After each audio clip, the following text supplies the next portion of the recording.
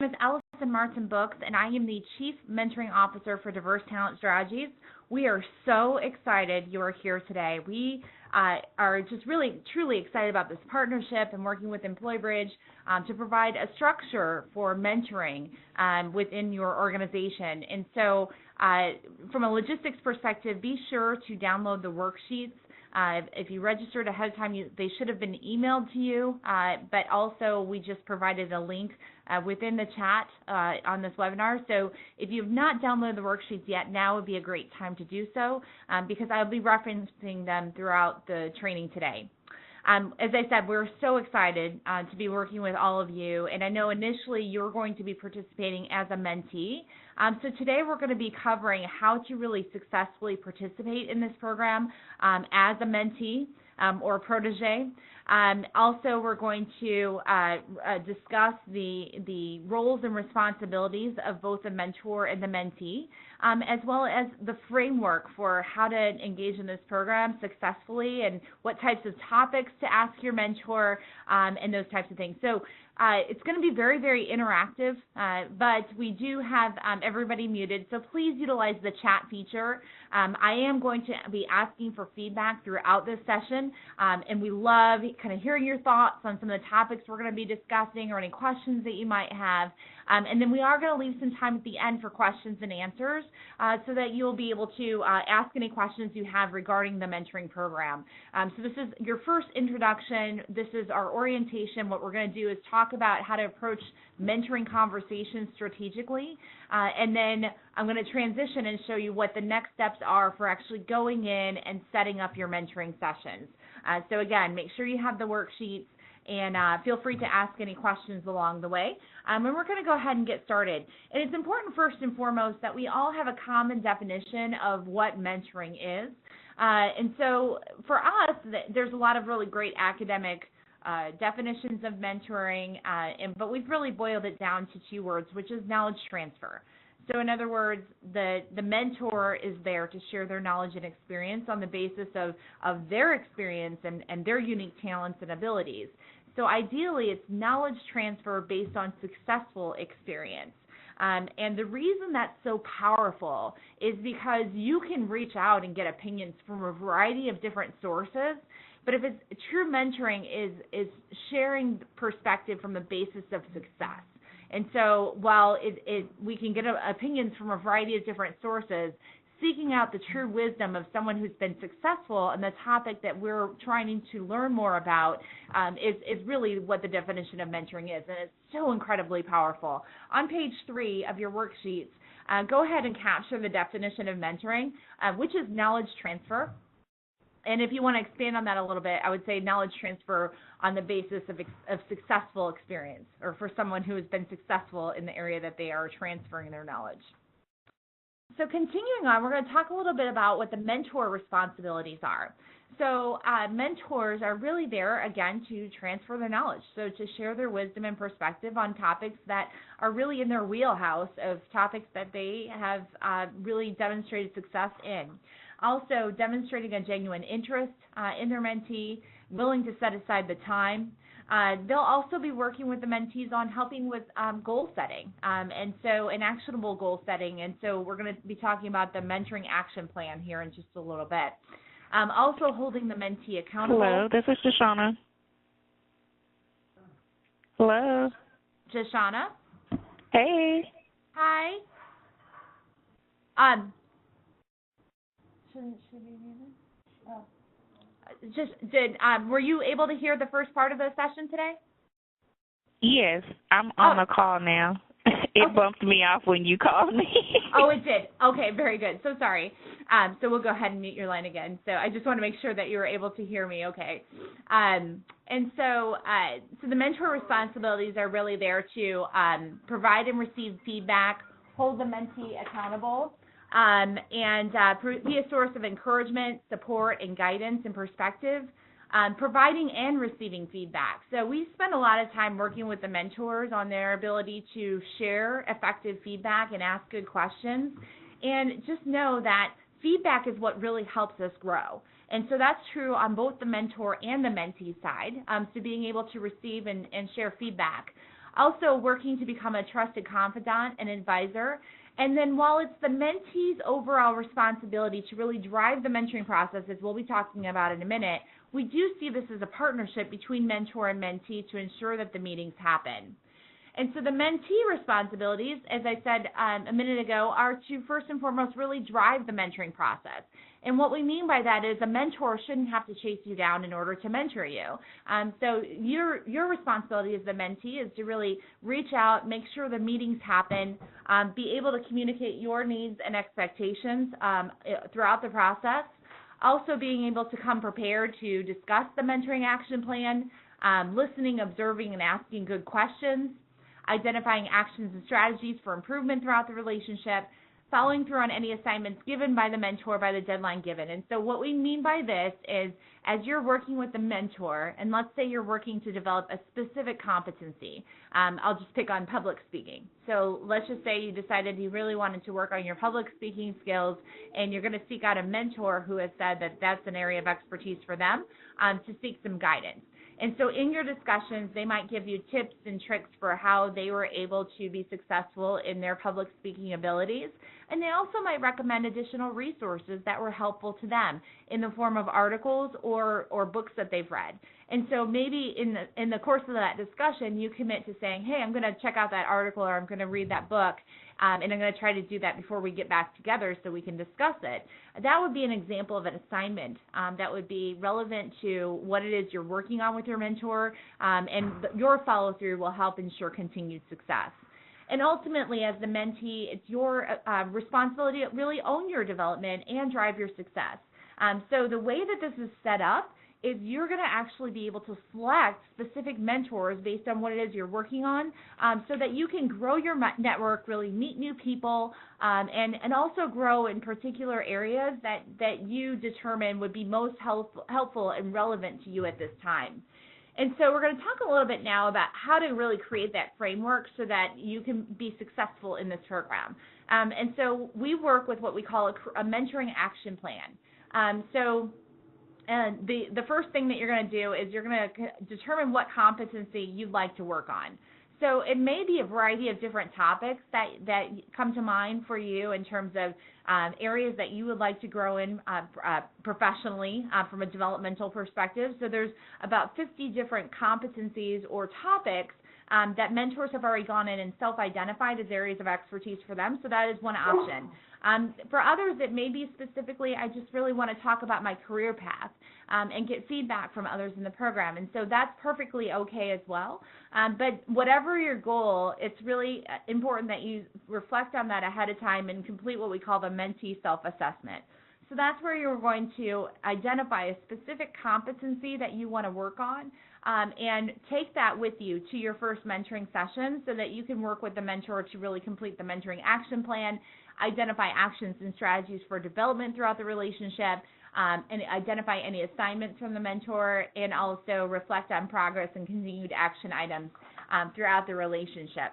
So on page 6, this is actually what the mentee self-assessment looks like. And so as you can see, there's a list of tasks along the side, and I'd like to spend some time reflecting about that now, and certainly you have the opportunity to expand on that later and spend a whole lot more time preparing in advance of your first mentoring session. But the first task is to list the core competency that you've identified as your area of focus. So this is where you're going to reflect on what competency you'd like to work on, and then following along that, you're going to list your strengths within that competency, any areas for opportunity that you know that you want some additional help and perspective on, also being able to identify what success looks like and any challenges that you might anticipate. So go ahead and reflect at least on that first box, which is the core competency that you potentially would want to focus on with a mentor. And I'm actually going to ask you to share what ideas you have for competencies that you might potentially want to work on within the course of this program.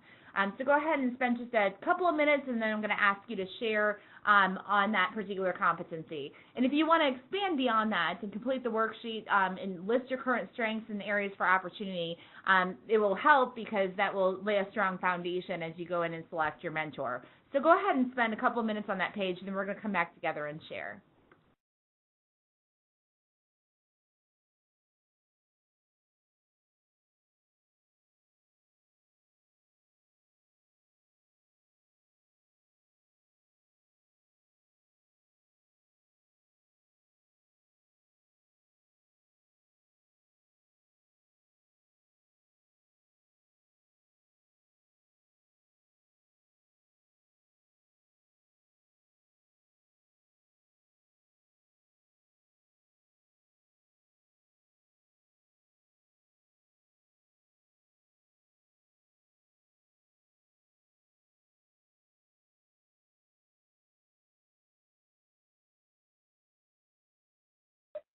Okay, while you are completing that, we actually did get a question, and I wanted to share because it's a good one.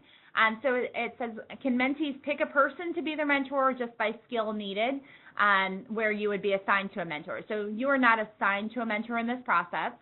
You do have the ability to pick a specific individual if you know that there's somebody who's already in the system that you want to work with, or you can filter based on competency, which at the end of the session I will show you exactly what that looks like.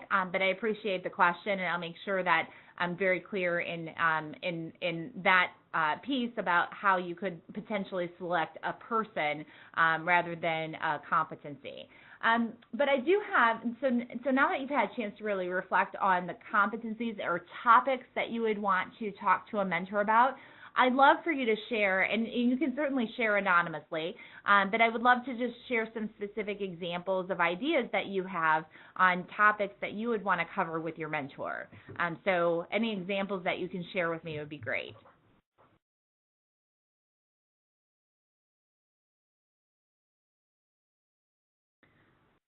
Someone said leadership skill building. Excellent.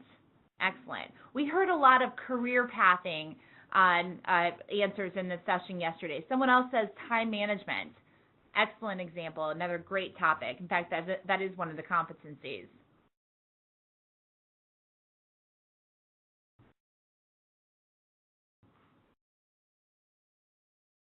Someone else said team building skills, which is also another excellent example. You've got some great mentors in this program who can certainly help you with that particular piece.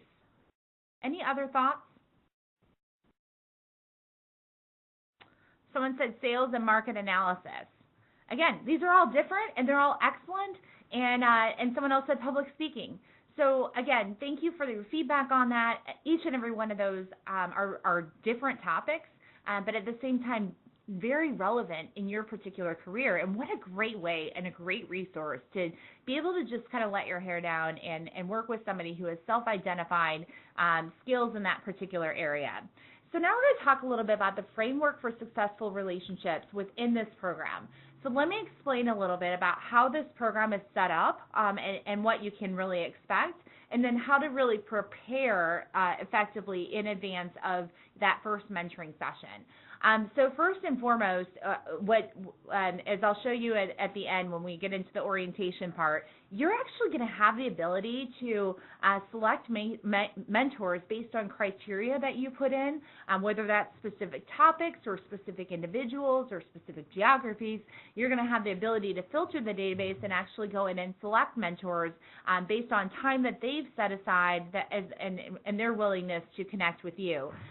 We're going to formalize through the software up to 3 one-hour sessions between you and that mentor, which will enable you to really lay a strong foundation for a relationship, have discussion on a variety of different topics, and also we're going to give you just a whole lot of context for how to approach each of those conversations. In session 3, you get to determine and work with your mentor to determine what that kind of expanded relationship looks like beyond that. But you'll also have the ability to go in and select new mentors to work with. So in a 12-month period, if you are great about scheduling your mentoring sessions and having the first 3 month sessions set up and then the second 3 month sessions, you only schedule 1 at a time, but you can schedule with up to 4 different people during the course of a year. So what that means is you're going to have a variety of different perspectives and expand your network and meet new people and really kind of grow as a result. So just very excited that you're part of this program, and now I want to talk a little bit more about the framework for what to anticipate and how to show up for these meetings. So before you even get to that first meeting, it's important to really reflect on what you expect for a mentor. So what we're doing today is reflecting on competencies or topics that you might be needing some perspective on. And then also as you're meeting new people and you're selecting mentors, and once you've selected this person, really reflecting on, based on what you know about your mentor, how do you feel they can help you the most? So your ability to really articulate that is going to be what ultimately drives the relationship. Also being able to reflect on what your developmental goals are for mentoring and what you hope to gain from this partnership. So, and as the mentor, they really expect you to be able to be clear on your goals and objectives and why you selected them as a mentor. So in that first mentoring meeting, this is an opportunity for you to make introductions and get to know one another. So this is just laying the foundation for building a relationship, and it's not just you listening to them reflect on their life's journeys, but also their opportunity to get to know you. So it should be an equal time of getting to know one another and really sharing and sharing a little bit about your background, what your goals and objectives are. So then the next bullet is to discuss your goals and objectives. Discuss expectations on both sides. What we mean by that is, let's just say, hey, if I have a question for you prior to our next session, is it okay that I reach out to you? How do you like to be communicated with? Are you somebody who texts? Are you somebody who prefers email or prefers the phone? If I needed to reschedule a session, what's the best way to go about doing that? Just establishing boundaries of the relationship and expectations for how those conversations are going to take place. Also seeking an agreement of responsibilities, agreeing on a time commitment and schedule, as well as reviewing the mentoring agreement. And so this is where, again, taking that mentoring self-assessment initially to talk about what competency you want to work on, asking the mentor to reflect on that with you, and also there's a mentoring action plan that will capture your discussions in each of these sessions. In the second and subsequent mentoring meetings, this is an opportunity really to check in on progress towards action items, provide feedback to the mentor, encouraging the mentor to share more relevant experience and perspective, continuing to set action items and for subsequent meetings, and also reviewing the overall progress of the mentoring relationship. So in advance of that third mentoring meeting, because again, we use the system to formalize the first 3 one-hour sessions, that third meeting is what we call the closing meeting. And so it's important to think about, even ahead of time, how you want to approach that discussion in that closing meeting. So this is an opportunity for you to reflect on, what's worked well, what you've learned through this process, offer feedback to the mentor, and then what we call is transition the relationship. So in that third meeting, this is not sort of the, once you've got to that third meeting, you're not allowed to talk to one another again. It's actually the opposite is true. But we want you to sort of have the latitude to determine how and if you'd like to remain connected with the mentors that you select in this program. So sometimes that can be spending additional time in sort of a formalized fashion, continuing to work on the competency that you selected, or other times it may be, hey, I've really enjoyed the opportunity to get to know you. Feel free to reach out to me anytime. And so it becomes a little bit more loosely defined. But by doing this, you're going to have the opportunity to work with multiple mentors in a year, and also have some flexibility so you and your mentor don't feel forced into a relationship for an extended period of time where it may not be a great fit. So this is laying a foundation, selecting mentors, being able to self-identify those areas, and then in just a really great format, having some dialogue to lay the foundation for what we hope will be a relationship that will span beyond that, and having the ability to do that multiple times throughout the year. So for the mentees, this is an opportunity for you to interact and share, also to share their expectations up front. Investing time in learning about your mentor. So once you've selected your mentor in the system, you are going to see their initial bio and what they wrote, but this is also a good time to reach out and look them up on LinkedIn if they have a LinkedIn profile, and just learn as much as you can about them in advance of actually sitting down with them, because that will help really guide you in terms of where you feel like they might be able to help give you some perspective based on the successes that they've had. Also, of course, honoring commitments and confidences, being clear about purpose and boundaries. Mentoring sessions are not about, venting all of your frustrations on everything that you're overwhelmed by, but really just to garner some perspective and wisdom about your career path, their experiences, and any opportunities for growth that they can help you identify. It's also an opportunity, it's important that you follow through on any assignments given. We talked about that. Listening deeply and asking powerful questions. So we want to expand on what a powerful question is. A powerful question is one in which it causes the other person to think. And so if you ask somebody what their name is, that's something that generally people can easily answer without giving it much thought. But if you ask really good questions that cause someone else to think, that's going to be where they pause and really reflect on things. So if I were to ask you what your 5-year goals are, maybe you already have those on a sticky note on your desk every day, but many of you might not. And so this would be an opportunity for you to think before answering. So that's what an example of a powerful question is. Maintaining and respecting privacy, honesty, and integrity. We want these relationships to be built on trust. Feeling like you have someone that you can go to for perspective on various topics. And we ask both mentors and mentees in this program to really respect privacy and honesty and integrity, as well as to demonstrate an appreciation for the mentor's time. So the people who are on the program, who have set aside time, they are doing it for the sole benefit of being able to give back, also meet new people, grow their own leadership capacities. But it's important that you're able to share the feedback on how they help you, and also an appreciation for the time that they are given to this process. So one of the things that we teach at Diverse Talent Strategies is this idea of building what we call a personal board of directors.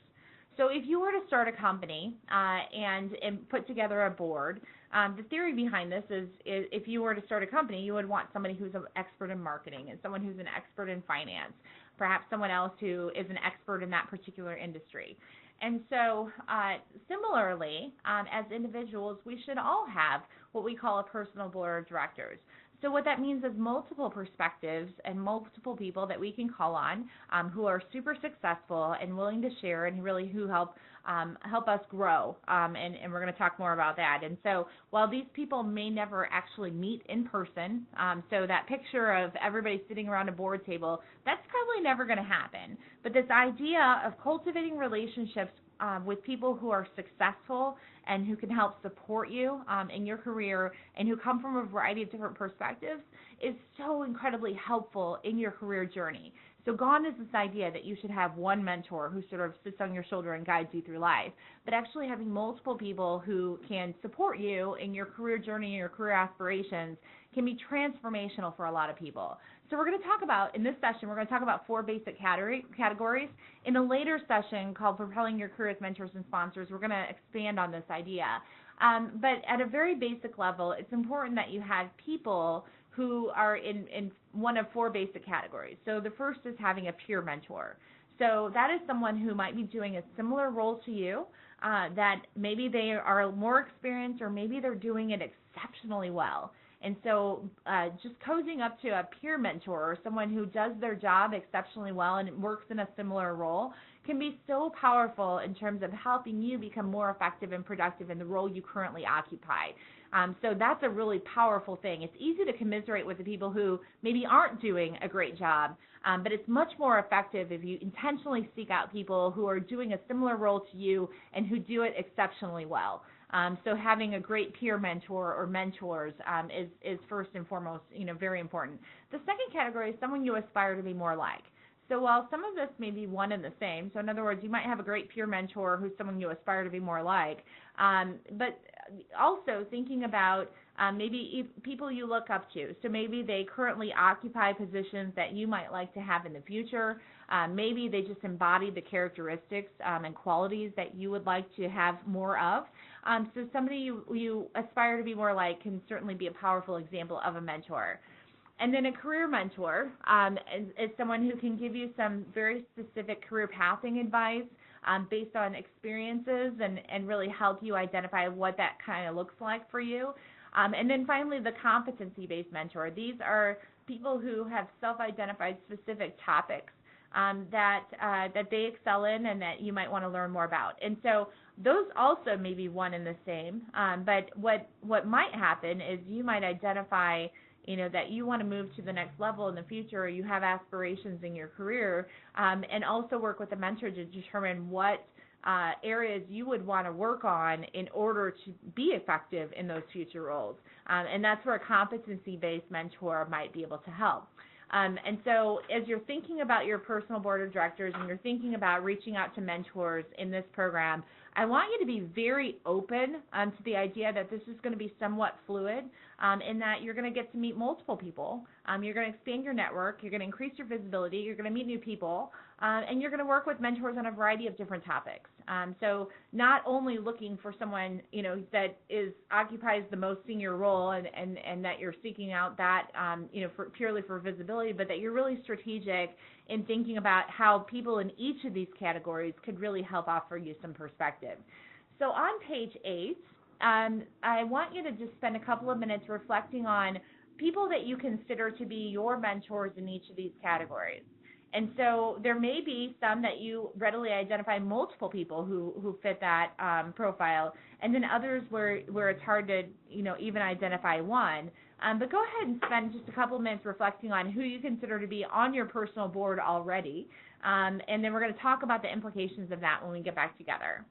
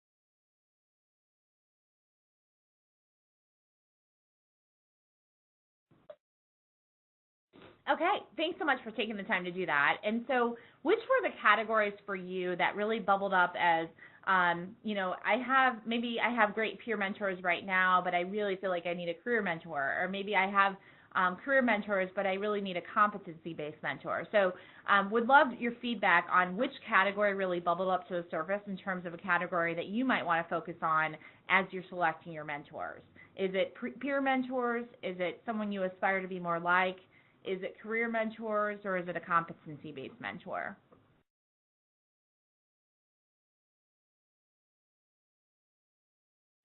Someone said career.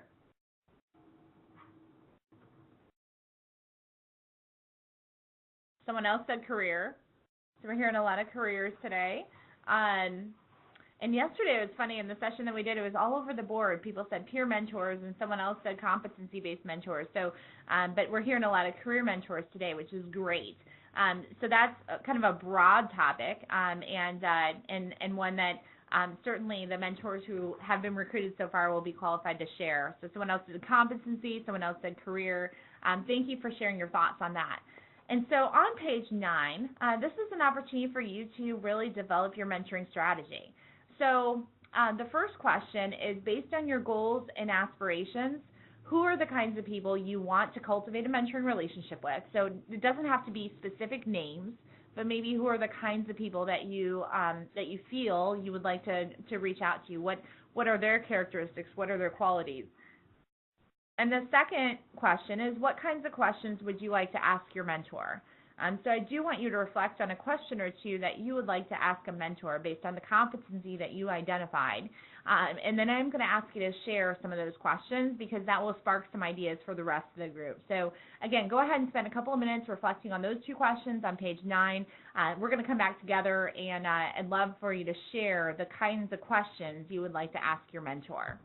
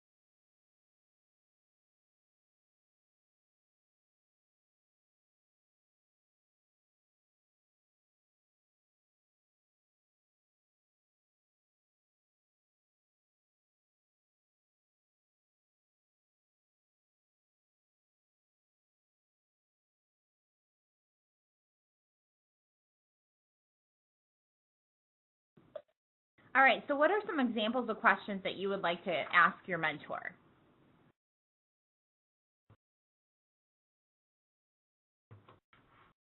What kinds of obstacles did you struggle with? How did you overcome them? That's an excellent, asking for people to share their struggles or their failures along the way can certainly be a powerful way of learning, because that's really how we all learn, is from those temporary setbacks or maybe feedback that we were given that helped us grow as a person. So asking about obstacles and how they overcame them is a really great example. Someone else said, what should I focus on to achieve my goals? Excellent. It's an excellent example of a question that a mentor could offer some perspective on. So thank you for sharing that. Any other questions? These are both great examples. Someone else said, what is the one non-industry related skill set that you wish you had when you got started on your career path? This is also an excellent example of a question. Thank you so much. Because that is a powerful question that really requires someone to think. So it's sort of the one skill set that you wish you would have had when you got started on your career path. Great example. I really appreciate these. These are really great examples. And in addition, there's several other great examples on page 10 of your worksheets. So these are suggested questions to ask your mentor so that you feel really comfortable as you're reaching out. And so the first is, how did you land your current role? Did you always see yourself in this particular role? What have been your greatest obstacles and how did you overcome them? So actually similar to one of the questions that was just shared as an example.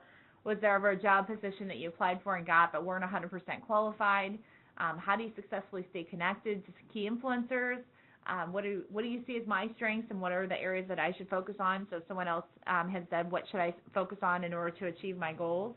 Another question is, what new skills do I need to move ahead? So there's some really great examples of questions to ask your mentor potentially on page 10. And so that's an additional resource for you. So you can highlight the ones that you want to make sure that you ask as you set up your first mentoring session. So now I'm going to transition and actually talk about do an orientation for the software as well as next steps.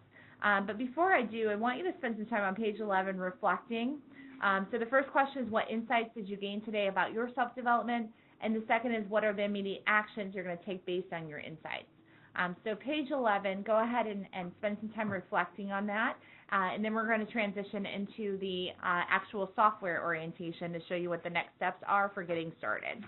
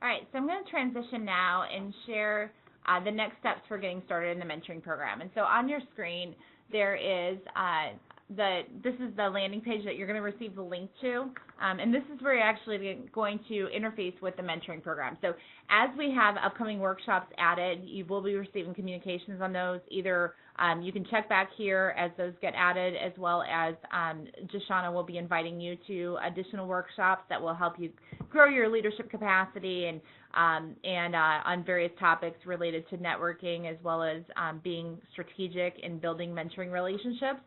There's also a great couple of videos here. One is a program overview that talks about also gives a software orientation. I'm actually going to cover that with you now. But certainly that's a good refresher. And the Mentoring Fundamentals video is a great refresher prior to actually having your first mentoring session. So those are two great resources there.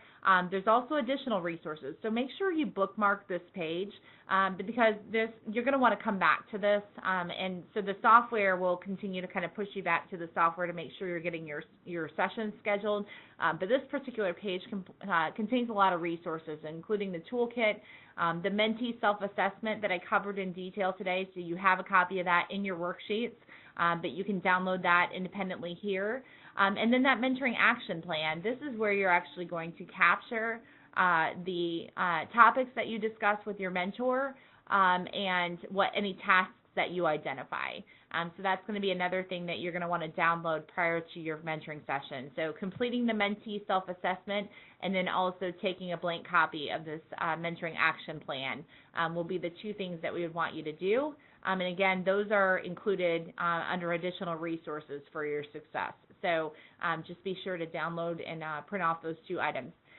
So your next step is to actually go in and click on Create a Mentoring Profile. Once you click that, you are going to have the option of either creating your username and password the more traditional way, and once I hit that green Create Account button, what happens is it will send a verification email to your email that you will need to click through in order to complete your mentoring registration.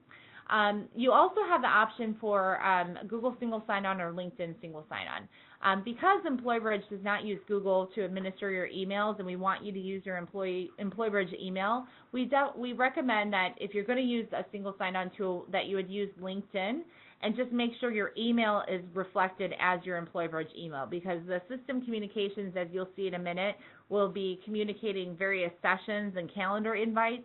And you want to make sure that you're managing that most effectively from your Employbridge. So if you use single sign-on for LinkedIn, it's great because it will populate a lot of the information that you have in your LinkedIn profile, and you won't have to remember a password, but just make sure if you're like me and you have a personal email associated with your LinkedIn profile, that you make sure that you update that so that the system communications actually go to your Employbridge email. And so then once you have actually done that portion, you will be taken to a page that looks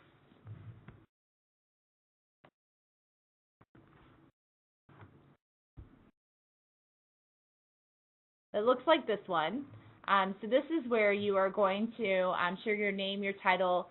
It collects some basic directory information. Some of this would be populated from LinkedIn if you use that option. Also, the system should default to the time zone that your browser is using, but do make sure that that is accurately reflected, because that's what's going to drive the scheduling tool for the actual mentoring sessions. And you may be interacting with people who are outside of your time zones. We want to make sure that the time that shows up on both people's calendar is accurately reflected. So please make sure that the time zone is accurately reflected. You'll then indicate if you're both a mentor and a mentee, or a mentee only. And so certainly at the level that you are all in, we hope that this year you're going to be starting out as a mentee and connecting to others. But you may leave it open so in the future you can also serve as a mentor, or you can come back and adjust that later. But once you share your industry, your years of experience, as well as a short biography, and you hit save, if you elected to be mentor and mentee, the system will take you to a list of focus areas or topics. So the mentors who had been recruited previously, they've already gone through this process, and they've identified particular topics that are of area of interest to them, or are topics that they feel comfortable mentoring on, rather. And then also industry experience. So there is quite a few industry experience. So if you want to connect to someone who has certain industry experience, that is an option as well. And then finally, mentors give us 1 hour per month of mentoring availability. So they set that up as one-time occurrences. So for this first round, I actually think that going in and selecting mentee only probably makes some sense. But in the future, please know that that's something that we would love to have you participate in once you feel comfortable doing so. But I want to show you how to actually go in and find a mentor. So as the mentee, once you've completed that profile, you'll be able to immediately click on Find a Mentor. And this is where you can filter the database based on all those wonderful topic areas that we've been talking about throughout this session. So there's a variety of different topics represented there. So that's one area that you can focus on. You can also focus on industry. Or as someone asked earlier, if you have a particular mentor in mind and they are in the system, you can also search based on keyword, and that's where you would enter their name. So that is also an option as well. But once I select any one of these filters, I can hit Find, and the system for me will return a list of people who are currently available from a mentoring perspective and who have self-identified that topic as being an area of focus for them. So please keep in mind all of your response or your the available mentors will be from Employbridge. So I'm part of a very different program, so I have a variety of different industries and companies represented, but you will specifically have only Employbridge mentors in your in those opportunities. And so I can actually expand the profile of each individual and read more about them and determine if I would want to connect with them. I can also see their availability. So in this case, if I selected Abby as my mentor, I would hit Select, and then I would set up to 3 one-hour sessions between Abby and myself over the course of 3 months. And once I hit Schedule, in this instance, both Abby and I would receive an email indicating I selected her as my mentor. It defaults to Abby as my mentor calling me as the mentee at the phone number provided, but we do send out a confirmation email and give you each other's email. So if we want you to reach out to your mentor, confirm, maybe tell them why you've selected them as your mentor, and actually there's a template for that on that landing page. So there's a wonderful introduction email from the mentee to the mentor. And also if you're in the same geography and you want to get together in person, you could suggest that, or if you want to use Skype or Google Hangout as an option instead of phone, that's also an option as well. So just that's how it works. Once you have actually scheduled your mentoring sessions as a mentee, you can use the system to actually reschedule. So if you talk to your mentor and you end up moving one of the sessions to a different time, just be sure to come back into the system and make sure that's accurately reflected. The other thing is if you work with your mentor and decide that you want to meet additionally and you don't necessarily use the scheduling tool in order to set up those sessions, you can document additional sessions with your mentor. So if you wanted to do that just to help ensure that we have all the hours of mentoring that have taken place accurately reflected, that's a tool that is in there as well. So with that, I would love to entertain any questions that you might have regarding the next steps or anything that we talked about in today's session.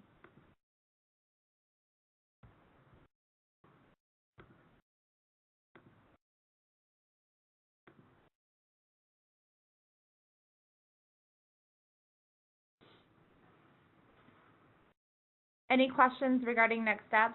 While you're thinking of them, I will tell you that Jashana will be following up with the link to that landing page that I just showed you. And your very next step is to go in and set up your profile and connect with mentors. We are asking people, if at all possible, to do that by this Friday. The reason we encourage you to do that is right now we've got mentors in there recruited and ready to go. So the sooner the better, and it only takes just a few minutes to set up your profile and to get that scheduled. So doing that either today or by close of business on Friday is something that we're encouraging all of the mentees to do. So so that's one question that I wanted to make sure that I addressed. Any other questions that you have related to either next steps or any of the discussion that we had today regarding the mentoring process?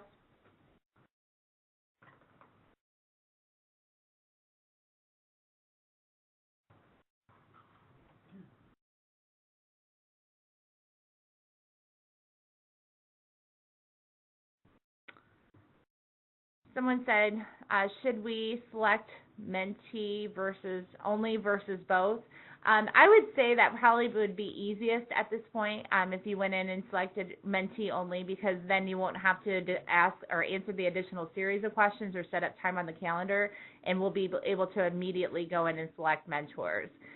Once we get through kind of this initial pilot group for the year, we might come back to you and ask you to be a mentor in the future. But maybe, Shoshana, if you have any thoughts on that, I would love for you to share your thoughts on that as well. Yes, I think right now at this time we would just have them select mentee, because each mentee is at a different level, and we want to put some time in between there when they're with the mentors and learning and gathering knowledge, and then we'll have them sign up as a mentor. Perfect. Yes, thank you. Any other questions? That was a great question.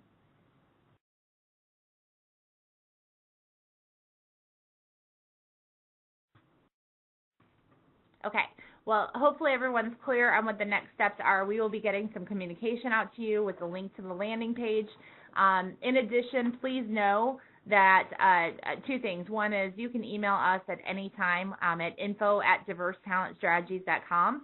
But the other email that I want you to be aware of, and this is on the landing page, is for any support-related requests, please feel free to email us at support@diversetalentstrategies.com. We have a fantastic, very responsive support team, so any technically related questions that you might have regarding the setup process or documenting sessions, we are here and happy to help. Again, I want to reiterate how excited we are to have you participate. Hopefully you're equally as excited about this opportunity to meet new people and connect to mentors and really invest in your development. And again, if you have questions along the way, if we can be helpful at any time, don't hesitate to reach out. But we're looking forward to having you participate, and also in your feedback and also your growth related to this program. So thank you once again. Thank you to Employbridge and the entire people development team. We're just really excited about this program and this opportunity to work alongside you and help you with your personal development.